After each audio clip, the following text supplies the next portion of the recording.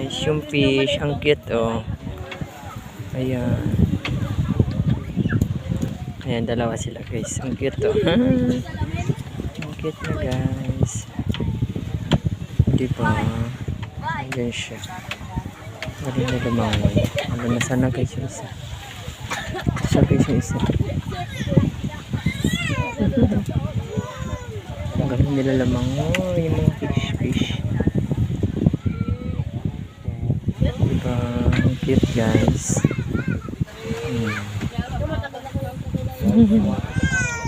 May inom siya guys. Kung hindi ka nakaganyan, tiga mo pakayat mo yun. Kahawig mo yun, no? Kung hindi ka nakaganyan, kahawig mo yun. Ayan!